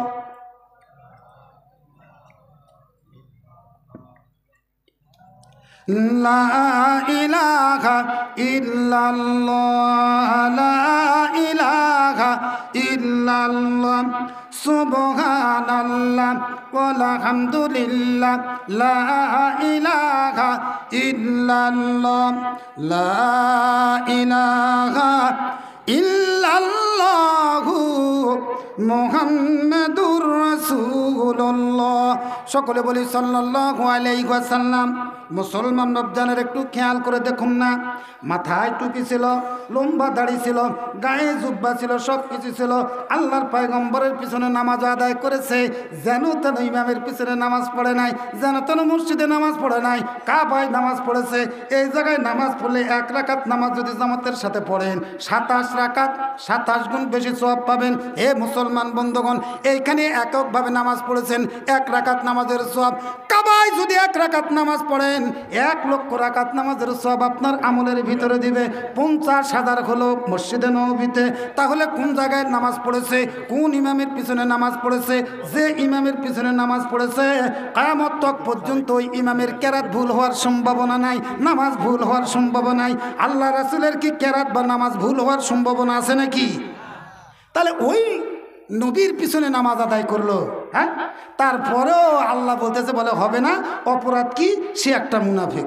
এই মুসলমান ভাইরা, আমরা কতবার মুনাফিকি করি, কতবার মিথ্যা কথা বলি। এই যে 1000 খেজুরের গাছ আল্লাহ রাসূল লাগাইছেন, মাঝখানে সব বিচিগুলো পিছনে ঘুরে যদি দেখে গাছ উঠে গেছে, বড় হয়ে গেছে, খেজুর ধরে গেছে, পাকে গেছে, এখন খেজুর খাবে। ইহুদি বলতেছে বলে না, এখনো মুক্ত করে দিব না, একটা শর্ত আছে। বলে কি শর্ত? বলে আমি গুনে গুনে দেখবো গাছ 1000টা আছে কিনা। কি দেখছেন? 1000টা গাছ আছে কিনা। এইবারে গুনা শুরু করলো, গুনতে গুনতে দেখে 999টা, 1000টা হয়েছে নাকি, একটা গাছ শর্ট আছে। সম্মানিত বন্ধুগণ, আল্লাহর পয়গম্বর বলতেছে কি ব্যাপার, এর মধ্যে ভেজাল কেমনে হলো, ভেজাল কেমনে ঢুকলো? হযরত ওমরকে ডাক দিয়ে বলতেছে, ওমর কিভাবে এর মধ্যে ভেজাল ঢুকলো? বলে ইয়া রাসূলুল্লাহ, হাবিবাল্লাহ, ভেজাল আপনার ভিতরে আপনার ভিতরে ছিল না, ভেজালটা আমার থেকে শুরু হয়েছে। চোখ বন্ধ করে গাছগুলো লাগানোর কথা ছিল, আমি একটা বিসি চোখ খোলা বপন করেছি। আল্লাহ নির্দেশ ছিল চোখ বন্ধ করে লাগাও, কিন্তু আমি একটা বিসি কি করছি? চোখ খুলে লাগাইছি। বলে তুমি এই কাজটা উল্লাহ কেন? চোখ বন্ধ করে লাগাও। চোখ বন্ধ করে লাগাইছে, গাছ ফুলে গেছে। সম্মানিত বন্ধুগণ, অনেক বড় কাহিনী, সেই দিকে যাব না। হযরত ওমরকে জিজ্ঞাসা করলো কারণ কি, তুমি এই কাজটা করলে কেন? বলে ইয়া রাসূলুল্লাহ, হাবিবাল্লাহ, আমি পরীক্ষা করে দেখলাম, আমি এইটা সব কিছু তজবিজ করে দেখলাম, আল্লাহর একটা হুকুম আমি শুধুমাত্র অবমাননা করেছি। চোখ বন্ধ করে লাগানোর জায়গায় চোখটা খুলে লাগাইছি, এতেই আল্লাহ রব্বুল আলামিন গাছটা গজাই নাই, গজা দেয় নাই। মুসলমান বাপজানের একটাবারের জন্য খেয়াল করে দেখেন তো, আমরা 8 দিন 24 ঘন্টার ভিতরে কত নাফরমানি করি, কত মিথ্যা কথা বলি, কত অন্যায় করি, কত সকলখুরি করি, কত অবিচার করি, কত জুনার জমির রাই ঠেলা খায়, কথা বলেন না কেন, কত জুনার বিরুদ্ধে মিথ্যা সাক্ষ্য দেই। এ সম্মানিত বন্ধুগণ, আসুন না আর সামনের দিকে যাব না। এই 4টা আমি আপনাদেরকে বললাম, বাকি আরও আছে 3টা, 4 আর 3 7টা। এই 7টা কারণে মুসলমানের ঈমান ধ্বংস হয়ে যায়। পরবর্তীতে যদি কোনোদিন আবার সময় হয়, আপনাদের সামনে কথাগুলো উপস্থাপন করব। আমি আপনাদের সামনে পবিত্র কুরআনুল কারীম থেকে সূরা মায়দার 12 নম্বর আয়াতের অংশ বিশেষ তেলাওয়াত করেছি। ওয়াকালা ইন্নী মাআকুম লা ইন আকামতুমুস সালাত ওয়া আতাইতুমুজ যাকাত। জোরে বলেন আল্লাহু আকবার। আরো জোরে বলেন আল্লাহু আকবার। মুসলমান ভাইরা, আল্লাহ রাব্বুল আলামিন সরাসরি কান লাগান, 4টা কাজের কথা বলেছে। কয়টা কাজ? জোরে বলা লাগবে কয়টা? আরো জোরে বলা লাগবে কয়টা?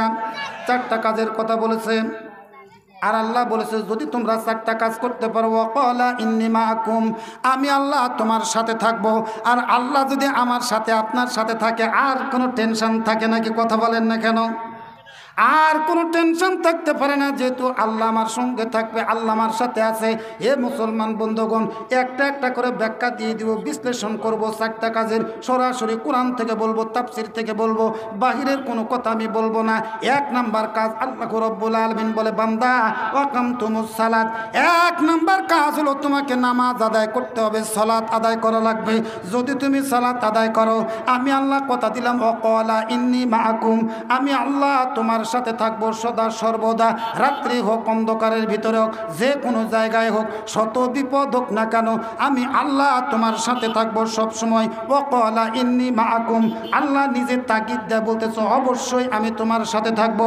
2 নম্বর কাজ হলো ওয়া আতাইতুমুজ যাকাত, আমরা যে নামাজ আদায় করতেছি রে মুসলমান বন্ধুগণ, আসলে প্রকৃতপক্ষে আমাদের নামাজ হচ্ছে কিনা একটাবারের জন্য তো খেয়াল করে দেখুন না। আল্লাহ রাব্বুল আলামিন বলেন, ইন্নাস সালাতা তানহা আনিল ফাহশা ওয়াল মুনকার। জোরে বলেন আল্লাহু আকবার, আর জোরে বলেন আল্লাহু আকবার। এ নামাজি বাপজানেরা, এ নামাজি ভাইজানেরা, এ নামাজি মা বোনেরা, যারা পর্দার ভিতরে বসে আছেন, একটু খেয়াল করে শুনেন তো আল্লাহর বক্তব্য। আল্লাহর বক্তব্যটুকু কতটুকু সঠিক আর আমাদের নামাজটুকু কতটুকু সঠিক হলো একটু খেয়াল করবেন। আল্লাহ রাব্বুল আলামিন বলেন, ইন্নাস সালাতা তানহা আনিল ফাহশাই ওয়াল মুনকার। হে পৃথিবীর মানুষ, তোমরা নামাজ আদায় করো, তোমরা নামাজ কায়েম করো, তোমরা সালাত কায়েম করো। যদি তোমরা নামাজ পড়ো, নামাজ তোমাদেরকে খারাপ কাজ থেকে দূরে রাখবে, অশ্লীল কাজ থেকে দূরে রাখবে। খারাপ কাজগুলো বুঝেছেন এবং অশ্লীল কাজও কিন্তু আপনারা বোঝেন। মুসলমান বন্ধুগণ, আমরা 5 ওয়াক্ত নামাজ কিন্তু ঠিকই পড়ি। আল্লাহ কি বললো আর আমাদের নামাজের ভিতরে কি হয়? ইন্নাস সালাতা, নিশ্চয় তানহা, দূরে রাখবে সালাত। সালাত তোমাদেরকে, নামাজ তোমাদেরকে অশ্লীল এবং খারাপ কাজ থেকে দূরে রাখবে। আমি মসজিদের ভিতরে সালাত আদায় করলাম, নামাজ আদায় করার পরে আমি বাজারে গেলাম, আমি দোকানদারি করতেছি, আমি ব্যবসা করতেছি, মালের ভিতরে ভেজাল দিয়ে দিছি, বলেন তো আমার নামাজ হয়েছে? হ্যাঁ, কথা বলা লাগবে, আমার নামাজ হয়েছে? আমার নামাজ হয় নাই। যখন মাঠের ভিতরে গেছে, অপরের জমিনের আল ঠেলতেছি, বলেন তো আমার নামাজ হলো? আমি ওজনে কম দিলাম, মালে ভেজাল দিলাম, মিথ্যা কথা বললাম, আমি নর্তকী লাচাইলাম, আমি ড্যান্স দেখতে গেলাম, আমি সিনেমার সামনে দাঁড়াইলাম। হে মুসলমান বন্ধুগণ, আল্লাহ বলেন, ইন্নাস সালাতা তানহা আনিল ফাহশা ওয়াল মুনকার। হে পৃথিবীর মানুষেরা, নামাজ তোমাদেরকে অশ্লীল এবং খারাপ কাজ থেকে দূরে রাখবে, আমি আল্লাহ ঘোষণা করে দিলাম।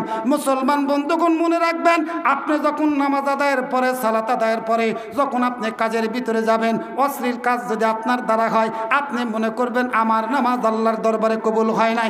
আপনার দ্বারা যদি মিথ্যা সাক্ষ্য প্রদান করা হয়, আপনি মনে করবেন আমার নামাজ আল্লাহর দরবারে হয় নাই। আপনি যখন দেখবেন আমি ওজনে কম দিচ্ছি, আপনি মনে করবেন আমার নামাজ হচ্ছে না। আপনি যখন দেখবেন আমি এরকম ধরনের মালের ভিতরে ভেজাল দিচ্ছি, আপনি মনে করবেন আমার নামাজ হচ্ছে না। আপনি যখন দেখবেন আপনি ওয়ারিসকে ফাঁকি দিচ্ছেন, মেয়ে বাদ দেওয়া ছেলেকে সম্পদ লিখে দিচ্ছেন, আপনি মনে করবেন 100% আপনার নামাজ আল্লাহর দরবারে কবুল হয় নাই। জোরে বলেন ঠিক না বা ঠিক? এ মুসলমান বন্ধুগণ, কারণ আল্লাহর কথা কোনোদিন মিথ্যা হতে পারে না। আল্লাহর কথা কোনোদিন মিথ্যা হতে পারে না। আল্লাহ 100% সত্য কথা বলেছেন, ইন্নাস সালাতা তানহা আনিল ফাহশা ওয়াল মুনকার। নিশ্চয় নামাজ তোমাকে অশ্লীল এবং খারাপ কাজ থেকে দূরে রাখবে। সম্মানিত বন্ধুগণ, তাহলে বুঝতে পেরেছেন কাজ হলো 4টা। 1 নাম্বার হলো আকামতুমুস সালাত, 1 নাম্বার হলো সালাত আদায় করবেন। 2 নাম্বার হলো আতাইতুমুজ যাকাত, আপনি যাকাত প্রদান করবেন না, আপনি সম্পদের মালিক হবেন তা হবে না। আল্লাহর পয়গম্বর মসজিদে নববীর ভিতরে আসরের নামাজের জন্য হুজরাখানার ভিতরে দাঁড়িয়ে গেছে। মুয়াজ্জিন সাহেব পিছন থেকে হাইয়া আলাস সালাহ, হাইয়া আলাস সালাহ আওয়াজ দিয়েছে। আল্লাহর পয়গম্বর হুজরার মাঝখানে যে দরজা ছিল, দরজা দিয়ে বের হয়ে গেছে। কদ কামাতিস সালাহ যখন বলেছে, ওই মুহূর্তে বের হয়ে গেছে। সকল সাহাবীগুলো কাতার থেকে দণ্ডায়মান হয়ে গেছে। যেহেতু কদ কামাতিস সালাহ, নামাজের জন্য দাঁড়াও, নামাজের জন্য দণ্ডায়মান হয়ে যাও, সবগুলো কাতারবদ্ধ হয়ে দাঁড়ায় গেছে। আল্লাহর পয়গম্বর হুজরাত থেকে বের হয়ে চলে গেছে। সেখান থেকে কিছু পরে যখন আবার প্রত্যাবর্তন করলো, নামাজ শুরু করলো। নামাজ শেষে যখন মুখটা মুসল্লির দিকে ঘুরাইছে, সাহাবায়ে আজমানের দিকে ঘুরাইছে, একজন সাহাবী চট্ট করে দাঁড়ায় বলতেছে, ইয়া রাসূলুল্লাহ, হাবিবাল্লাহ, আজকের মতন তো কখনো আপনাকে দেখি নাই। আমাদের মতন ইমাম যদি হইতো, মসজিদে যদি বলা হতো কদ কামাতিস সালাহ, কদ কামাতিস সালাহ, ইমাম সাহেব যদি মুসল্লিকে না বলে চলে যায় তো অল্প সময়ের ভিতরে নোটিশ জারি হয়ে গেত। এইরকম ইমামের দরকার নাই, এক্ষুনি লাল কালির সাইন দা মসজিদের ইমামতির থাকা বাদ দিয়ে দাও। কথা বলেন ঠিক না? ঠিক বেয়াদব ইমাম রে, মুসল্লি দাঁড় করে বের হয়ে চলে যায়, বলে না কয় না, সরাও। সাহাবীরা প্রশ্ন করলে, ইয়া রাসূলুল্লাহ, হাবিব বলে এরকম তো দেখি নাই। আমি সংক্ষিপ্ত আকারে বলছি। সম্মানিত বন্ধুগণ খেয়াল করেন, আল্লাহর পয়গম্বর ডাক দিয়ে বলতেছে, আমার সাহাবীরা ভালো করে শুনে না, তোমরা যখন নামাজে দাঁড়াইলাম, আমিও যখন দাঁড়াইলাম, যখন কদ কামাতিস সালাহ বলতেছিলা, আমার স্মরণে এসে গেল আমার গৃহের ভিতরে 10টা স্বর্ণের দিরহাম আছে, হাদিয়ার জিনিস আছে। ওইটা তো আমি এখনো বিলি করি নাই। ওই হাদিয়ার জিনিস আমার বাড়িতে রাখার পর আমি আল্লাহর কাছে কেমনে বলবো ইয়াকা না'বুদু ওয়া ইয়াকা নাস্তাইন, আল্লাহ আমি তোমার ইবাদত করতেছি, তোমার কাছে আমি সাহায্য প্রার্থনা করতেছি, আমি আল্লাহর কাছে কেমনে চাবো যেহেতু আমার বাড়িতে সম্পদ আছে। কথাটা কি বুঝতে পেরেছেন? আমার বাড়িতে আছে, আমি আল্লাহর কাছে কেমনে বলবো রব্বে কারিম আপনি আমাকে সাহায্য করেন, আপনার ইবাদত করতেছি, এইটা আমার পক্ষে সম্ভব নয়। যার কারণে গেলাম, এগুলো আমি সদকা করে দিয়ে আসলাম, এগুলো আমি দান করে দিয়ে আসলাম। এরপরে সালাতের ভিতরে দাঁড়াইছি, আমি সূরা ফাতিহা পড়লাম, আমার ভিতরে বড় প্রশান্তি লাগলো। মুসলমান বন্ধগণ, সাহাবারা প্রশ্ন করলো, ইয়া রাসূলুল্লাহ, হাবিবাল্লাহ, তাহলে 100% আমরা সকলেই মুনাফিক, আমাদের প্রত্যেকের বাড়িতে তো সম্পদ আছে। কথা বলেন না কেন? আমরা তো ওই কাতারে পড়ি, আমাদের বাড়িতে সম্পদ আছে। আল্লাহর পয়গম্বর বললেন, আমার সাহাবীরা শোনো, আমি নবী, আমার কোনো ওয়ারিস, পৃথিবীর জমিনে কোনো সম্পদের ওয়ারিস থাকবে না। খুব খেয়াল করবেন, লক্ষ্য রাখবেন, আমার জন্য সম্পদ জমা করা হারাম বা নিষিদ্ধ, কিন্তু আমার সাহাবীদের জন্য, আমার উম্মতের জন্য এটা নাজায়েজ নাই, এটা হারাম না। তবে শর্ত আছে, ভালো করে শুনে নাও। যখন তোমরা জমিনের ভিতরে ধান লাগাইবা, 26 মণ 10 কেজি যখন হবে, হিসাব করে কড়াই গন্ডায় তোমরা ওইটাকে ওসর হিসাবে দিয়ে দিবা। কথাটা কি বুঝতে পারছেন? আলু লাগাইছেন, 26 মণ 10 কেজি হয়েছে, হিসাব করে যাকাত দিবেন। রসুন লাগাইছা, পেঁয়াজ লাগাইছো, 26 মণ 10 কেজি হয়েছে, হিসাব করা, ওজন করা, মন করা। যদি সেচের পানি হয় 2 কেজি দিবেন, আর যদি সেচ ছাড়াই আসমানের বৃষ্টিতে হয় তাহলে 4 কেজি দিয়ে দিবেন। তোমার কাছে যদি 100 টাকা থাকে, আর যদি তোমার সম্পদ সবগুলো মিলা যদি 7.5 ভরি স্বর্ণ অথবা 52 তোলা রূপা হয়, অথবা উভয়গুলো মিলা যদি সম পরিমাণে হয়, তাহলে হিসাব করবা 100 টাকায় 2.5 টাকা যাকাত দিবা। তাহলে তোমার সব সম্পদগুলো হালাল হবে, বৈধ হবে। তুমি কোটি কোটি টাকা কামাই করো, কোনো প্রকারের আপত্তি নাই। আমি নবী দিনে কয়েক ওয়াক্ত নামাজ পড়ি, তাহাজ্জুদ পড়ি, আওয়াবিন পড়ি, ইশরাক পড়ি, তোমাদের এতগুলো পড়ার দরকার নাই।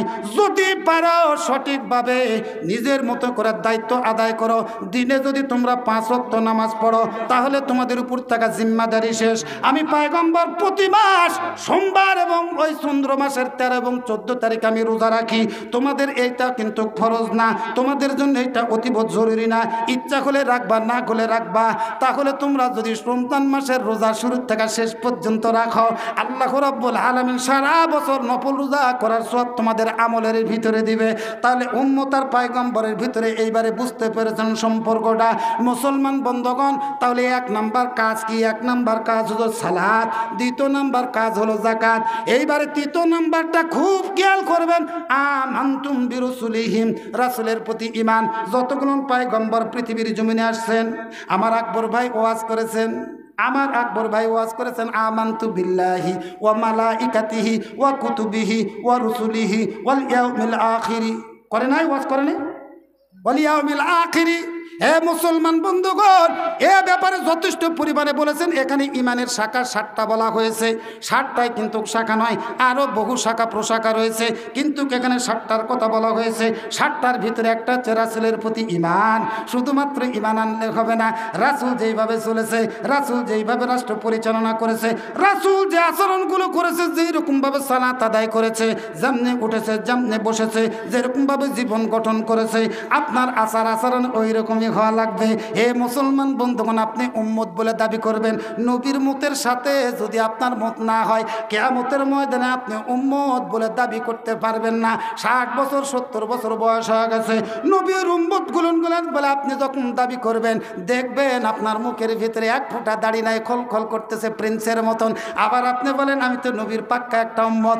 আপনাকে নিয়ে যা যখন কবরে নামাইবে, দাড়িওয়ালা টুপিওয়ালা দেখার সাথে সাথে আপনি বলেন তো ওইটা তো একটা জঙ্গিবাদ, জঙ্গিবাদ, ওইটাতে একটা মৌলবাদ, ওইটাতে একটা রাজাকার। হে মুসলমান বন্ধুগণ, কবরে নিয়ে যখন শুয়াইবে তখন একটা দোয়া কিন্তু আমরা পড়ে থাকি, বিসমিল্লাহি ওয়ালা মিল্লাতি রাসূলুল্লাহ। এই দোয়াটার অর্থের দিকে ভালো করে খেয়াল করে শুনে নেন রে মুসলমান বন্ধুগণ। দোয়াটার অর্থ, আল্লাহ আমরা এ রব্বিল আলামিন আপনার নবীর মিল্লাতের উপরে আমরা দলের উপরে সপর্দ করা মাইয়াতকে শোয়া গেলাম। মুসলমান বন্ধুগণ, মুখের ভিতরে দাড়ি নাই, সারা জীবন কোরআন সুন্নাহর বিরোধিতা করেছেন, রাসূলের বিরোধিতা করেছেন, অথচ কবরে নিয়ে যখন নামানো হয় তখন বলতেছেন বিসমিল্লাহি ওয়ালা মিল্লাতির রাসূলুল্লাহ। এত বড় ডাসা মিথ্যা কথা বলে নিয়ে যা কবরের ভিতরে শোয়াইবেন। আল্লাহ রাব্বুল আলামিন যখন এই অবস্থায় কবরের ভিতরে আল্লাহর পয়গম্বর এবং ওই ব্যক্তির রওজা মোবারক পর্যন্ত, আল্লাহর পয়গম্বরের রওজা মোবারক পর্যন্ত একটা রাস্তা করে দেওয়া হবে, যেমন এখন স্যাটেলাইট দিয়ে আমাদেরকে দেখানো হচ্ছে, ঠিক এরকমভাবে রাস্তা করে দেওয়া হবে। এরপরে জিজ্ঞাসা করবে মান রব্বুকা মান দীনুকা ও মান নাবিয়ুকা। আমি বেশি কথা বলবো না, ফেরেশতারা বলবো হাদা রাসূলুন।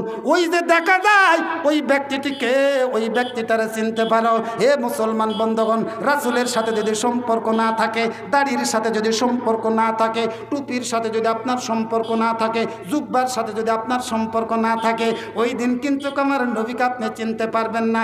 দাড়িওয়ালা দেখলেই রাজাকার বলেছেন, দাড়িওয়ালা টুপিওয়ালা দেখলেই জঙ্গিবাদী বলেছেন। কথা বলেন ঠিক না বা ঠিক? ওই দিন আপনার মনে মনে চিন্তা ভাবনা করবে, দুনিয়ার জমিনে যত দাড়িওয়ালা টুপিওয়ালা দেখলাম সবগুলোকে তো আমরা রাজাকার বলে জানছি, ওইটাও ওই দাড়িওয়ালা টুপিওয়ালার মতন লাগে, ওইটাও রাজাকারের মতন দেখা যায়। কথা বলেন জোরে বলেন ঠিক না বা ঠিক? এ মুসলমান বন্ধুগণ, সেই দিন বড় বেকায়দায় পড়ে যাবেন। আপনি আমাকে বলতেছেন রাজাকার, আপনি আবার কি? আপনি আমাকে বলেন মৌলবাদী। আপনি তো মৌলবাদীর মধ্যে একজন। জন্মের পরে কানে আজান কি দেয়নি, তুমি মৌলবাদী ছাড়া হওনি। কথা বলেন না কেন? এই ভাইরা, জন্মের পরে কানে আজান দেয় না? জন্মের পরে কানে আজান কি দেয়নি, তুমি মৌলবাদী ছাড়া হওনি। মরণের পরে জানাজা পড়াবে, মরণের পরে জানাজা পড়াবে, তখন কোথায় পালিয়ে যাবি? আমি বিদ্রোহী, আমি বিদ্রোহী, বিপ্লবী মৌলবাদী, কেন জঙ্গিবাদী? আমি বিদ্রোহী, বিপ্লবী মৌলবাদী, কেন জঙ্গিবাদী? কি মনে করে ওই হনুমান দাড়ি টুপি দেখলেই তালেবান? কথা বলেন না কেন? কি মনে করে ওই হনুমান দাড়ি টুপি দেখলেই তালেবান? আবার সিংহের চেয়ে বেশি ভয় পায় মাথায় পাগড়ি দেখে যদি। আমি বিদ্রোহী, আমি বিদ্রোহী, বিপ্লবী মৌলবাদী, কেন জঙ্গিবাদী? সেদিন কোনো রাস্তা থাকবে না, সেদিন কোনো দিশাকুল থাকবে না। আমার মা বোনেরা ভালো করে খেয়াল করে শুনে নেন, আমার নবীর চরিত্রের সঙ্গে আমাদের প্রত্যেকের চরিত্র হতে হবে। তার মানে উসওয়াতুন হাসানা, আমার নবী যেই সমস্ত হাদিসগুলো রেখে গেছে, যেই সুন্নাহগুলো রেখে গেছে, তার মোতাবেক আমাদের জীবন গঠন করা লাগবে। নসিব কিন্তু হবে না, শুধুমাত্র ভালোবাসা দিয়ে আল্লাহকে পাওয়া যাবে না। রাসূলকে ভালোবাসি, মিলাদ পড়লাম, মিষ্টি খাইলাম, সবে বরাত আসলো, ইবাদত করলাম, জুলাপি দিয়ে মিলাদ করলাম, এই মিলাদ দেওয়া কোনো প্রকারের লাভ হবে না। এই মিলাদ দিয়ে আপনি কোনো প্রকারের ফল পাবেন না। উসওয়াতুন হাসানা, ইত্তেবা করা লাগবে নবীর, ইত্তেবা করা লাগবে পয়গম্বরের। মা বোনেরা ভালো করে শুনে নাও, নবীকে যদি ভালোবাসতে চান, নবীর পথ আপনাকে অনুসরণ করা লাগবে। এ সম্মানিত বন্ধুগণ, রুয়াইদা হাদিসের ভিতরে এটাও সহিহ হাদিস, বিশাল বড় একটা হাদিস আছে। সম্মানিত বন্ধুগণ, নবীর প্রতি মহব্বত থাকলে, কত ভালোবাসা থাকলে কেমনে নবীর প্রেমে পড়ে যায়। একটা মহিলার ঘটনা এই জায়গায় নিয়ে এসেছে। সাদ সালমি রাদিয়াল্লাহু তাআলা আনহু, উনি একজন খাটো বেটে একজন সাহাবী ছিলেন। আল্লাহর পয়গম্বরের সামনে এসে দাঁড়ায় গেছে। আল্লাহর পয়গম্বর তখন জান্নাত সম্পর্কে যখন বর্ণনা করতেছিল, নিকাহ সম্পর্কে উনি বর্ণনা করতেছেন। আর নিকাহু নিসফুল ঈমান।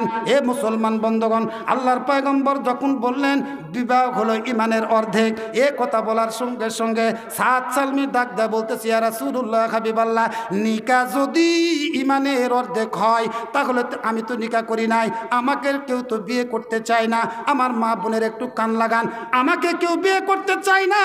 আমি একটা খাটো বেটে মুসলমান, আমি একটা খাটো বেটে লোক, আমার ঠোঁটগুলো নিচের দিকে ঝুলানো, পেটটা আমার একটু বড়, কান একটা লম্বা আর একটা খাটো, আমার এক পা লম্বা আর এক পা খাটো, আমি হাসকা হাসকা হাঁটি গো নবী, এই কারণে আমার কেউ পছন্দ করতে চায় না। আল্লাহর পয়গম্বর বললেন ইজলাস তুমি বসো। আল্লাহর পয়গম্বরের সামনে সাদ সালমি বসে পড়লেন। মায়ের একটু কান লাগান, খুব গুরুত্ব সহকারে শুনবেন। এরপরে যখন বসে পড়লেন ডাইরেক্ট আল্লাহর পয়গম্বর একটা চিঠি লিখলেন। এই চিঠি লেখার পর সাদ সালমির হাতে দিয়ে বলতে যে যাও এই চিঠিটা নিয়ে চলে যাও আব্দুর রহমান নব মুসলিমদের সর্দার, ওর কাছে নিয়ে যাও, এই চিঠিটা পেশ করো। সম্মানিত বন্ধুগণ, সাদ সালমি এই চিঠিটা হাতের ভিতরে লইলেন। এরপরে চলে গেলেন আব্দুর রহমানের নিকটে। যাবার পর চিঠিটা প্রেরণ করেছেন। আব্দুর রহমান একবারে বারান্দায় বসেছিল। সম্মানিত বন্ধুগণ, আব্দুর রহমানের একটা খুব সুন্দর মেয়ে ছিল। তদানীন্তন সময়ে মদিনার ভিতরে এত সুন্দর রমণী আর একটাও ছিল না। এত সুন্দর রমণী ছিল, দেখতে খুব সুন্দর ছিল। সম্মানিত বন্ধুগণ, এই সাদ সালমি চিঠিটা ওই জায়গায় প্রেরণ করলেন। ওই মেয়েটার নাম হাদিসের ভাষায় লেখা হয়েছে রুআইনা, নামটা মনে রাখবেন, রুআইনা। এর সম্মানিত বন্ধুগণ, এই চিঠিটা নিয়ে যায় যখন তার পিতার হাতের ভিতরে দেওয়া হয়েছে, পিতা এবারে চিঠিটা খুলছে। ওই মেয়েটা দেউড়ির পাশে দাঁড়ায় দাঁড়ায় সাদ সালমির চেহারার দিকে দেখতেছিল এবং ওই বাবার হাতের ভিতরে যে পত্র দিয়েছে ওই পত্র দিকেও মেয়েটার নজর গেছে। মেয়েটার সামনে নয় জানেও না বাবা যে মেয়েটা আমার মেয়েটাই পত্র দেখতেছে। সাদ সালমিকে জিজ্ঞাসা করতেছে পত্র লেখককে। সম্মানিত বন্ধুগণ, সাদ সালমি বললেন স্বয়ং আল্লাহর পয়গম্বর পত্রটা আমাকে লেখে আপনার কাছে পৌঁছাইতে বলেছে।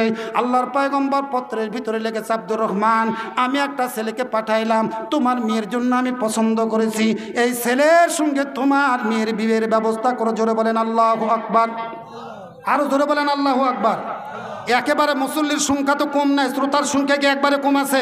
এতগুলো লোকের একটা আল্লাহ ধ্বনি দিবেন, এত কার্পণ্য কেন? আমি তো শুরুতেই বলেছি জোরে বলেন আল্লাহু আকবার। ও বাবা, বলে কয় আদায় করে নেওয়া লাগবে নাকি? সম্মানিত বন্ধুগণ, খেয়াল করেন, সাদ সালমির এই চিঠি পাওয়ার পর আব্দুর রহমান সাদ সালমির চেহারার দিকে এরকমভাবে তাকায় আর ডেকে ডেকে সাদ সালমি কয় যাও সুখান, এখান থেকে দূর হয়ে চলে যাও।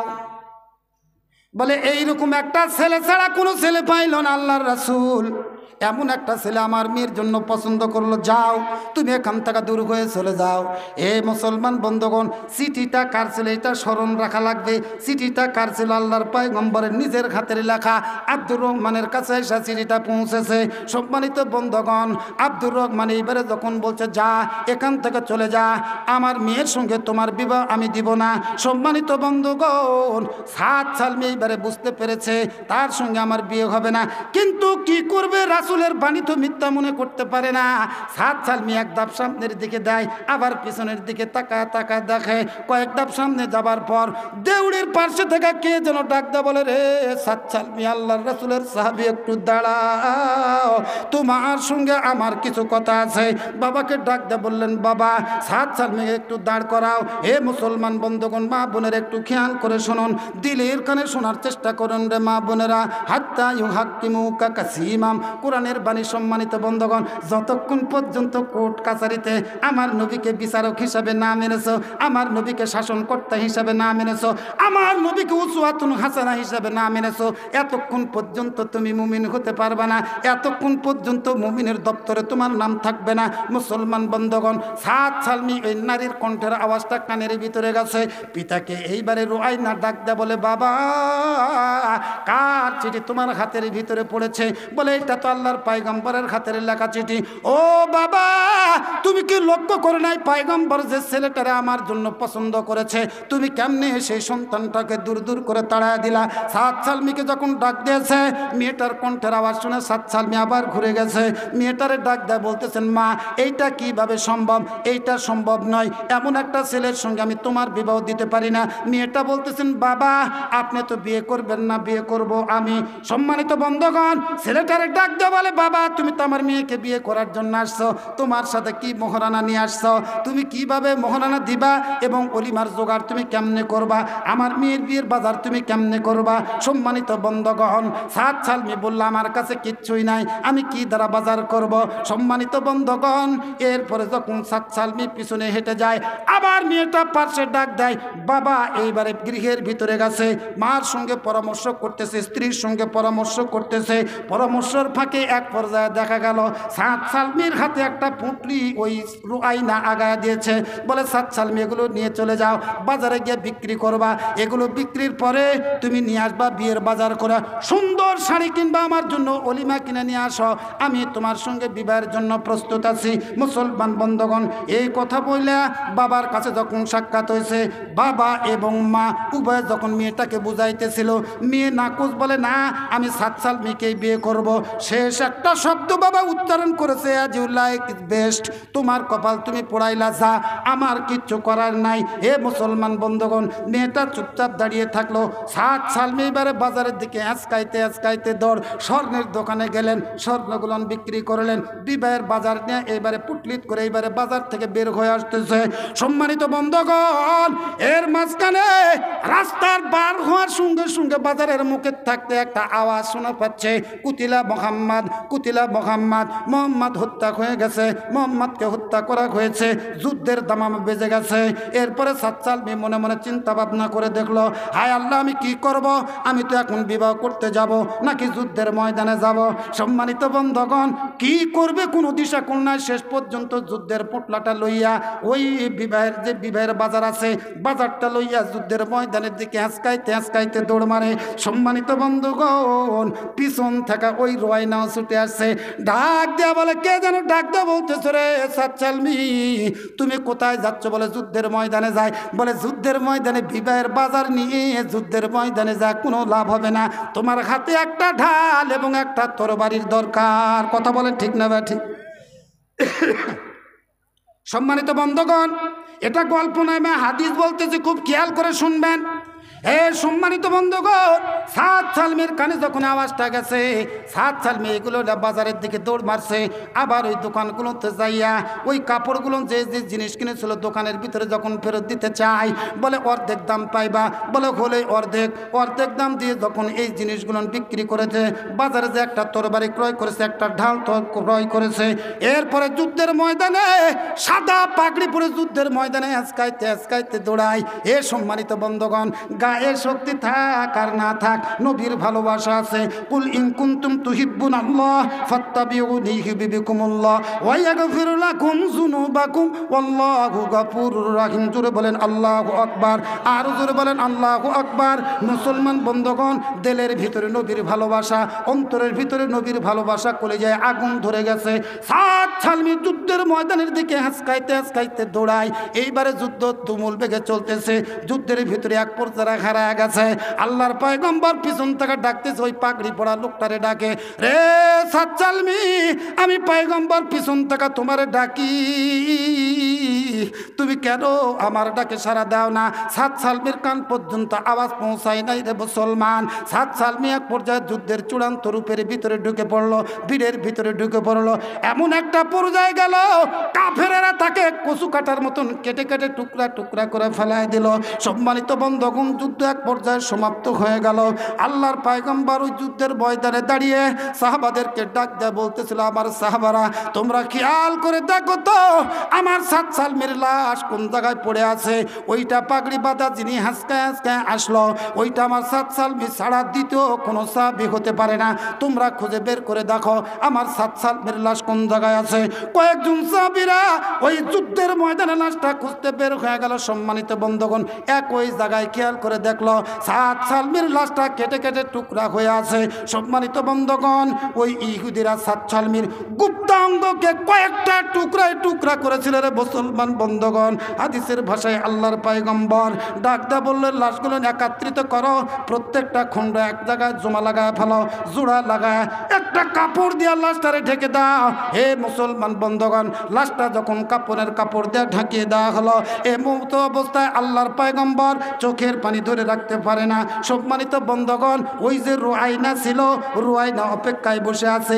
এখন যদি আমার মা বোনদেরকে বলা হয়, ও মা, অমুক জায়গায় একটা ছেলে দেখে আসা হয়েছে, দুলাভাইকে পাঠা দিয়েছেন, যাও। শালি এইবারে দুলাভাই দেখার জন্য দুলাভাইকে পাঠা দিছে, তার জামাই শেষ করবো, দুলাভাইকে পাঠায় দিছে দেখার জন্য। সম্মানিত বন্ধুগণ, যখন গেছে যে দেখে আসে, শালিরে বলতেছে, দেখলাম সবই ভালো, খুব সুন্দর দেখা যায়, কিন্তু একটা সমস্যা আছে। শালি কয়, কি সমস্যা? বলে, একটা সমস্যা ছাড়া কোনো সমস্যা নাই। বলে, যুবকটার মুখের ভিতরে দাড়ি, যুবকটার মুখের ভিতরে দাড়ি। শালি ডাক দা বলে, দুলাভাই, রিক্সা চালকের সাথে বিয়ে হবো, কিন্তু দাড়িওয়ালার সাথে বিয়ে হবো না। কথা বলেন ঠিক না ব্যাঠি? খবরদার মা বোনেরা, এ কাজ করবেন না। নবীর প্রতি মহব্বত থাকতে হবে। সম্মানিত উপস্থিতি, আসুন এই লাশটার উপরে চাদর দিয়ে ঢেকে দিয়ে আল্লাহ রাসূল যখন লাশের উপর দিয়ে হাত বয়ে নিয়ে যায়, লাশের আধা দিয়ে হাত যাবার পরে আল্লাহ রাসূল মুস্কি মুস্কি হাসতেছিলেন। জোরে বলেন আল্লাহু আকবার। আবার যখন পিছনের দিকে আসছে, আল্লাহ রাসূল চোখের ভিতরে পানি ধরে রাখতে পারে নাই। এ সম্মানিত বন্ধুগণ, কেন হাসলেন? সাহাবীরা জিজ্ঞাসা করলেন, ইয়া রাসূলুল্লাহ, এই লাশটা দেখে আপনি কেন হাসলেন? অর্ধ অংশ হাত নিয়ে আসলেন, আপনার মুখের ভিতরে খুব সুন্দর হাসি দেখলাম, এর পরের অংশ আপনার চোখের ভিতরে কান্না দেখলাম, চোখের পানি দেখলাম। আপনারা কি জানতে চান এই হাসির রহস্যটা কি? জোরে বলেন, জানতে চান নাকি? মুসলমান বন্ধুগণ, জানতে যদি চান, এইটা হলো নবীর মাদ্রাসা, এইটা হলো নবীর মাদ্রাসা। সম্মানিত বন্ধুগণ, আমি যে মালগাড়ির দায়িত্বে আছি, একজন ভাইয়েরা উঠবে না। আর সাদাকাতু তারাদ্দু বালাই, দান সদকা করলে আপনার বালা মুসিবত দূর হয়ে যাবে, আপনার বিপদ আপদ দূর করে দিবে আল্লাহ রাব্বুল আলামিন। সম্মানিত বন্ধুগণ, নবীর ওয়ারিসদেরকে ভালোবাসা লাগবে। এখন পয়গম্বর দুনিয়াতে নাই, আল্লাহ রাসূলের যারা ওয়ারিস, তারা হলো তালবে ইলম, তারা হলো আলেম ওলামারা, এদের সঙ্গে আপনার মহব্বত রাখা লাগবে, তাহলে আপনার সম্পর্ক ভালো হবে। একজন হাফেজের সাথে যদি আপনি সম্পর্ক ভালো রাখতে পারেন, আপনার কপালটা খুলে যাবে। কিয়ামতের ময়দানে যখন দুইটা কাতার হবে, এমন কোন ভাই আছেন জলদি করে নাম লেখান, আমি আপনাদেরকে এক এক করে ওয়াজগুলো শোনাইতে থাকবো। সম্মানিত বন্ধুগণ, আজকের এই মাহফিলের সভাপতি সাহেব, এই মাদ্রাসা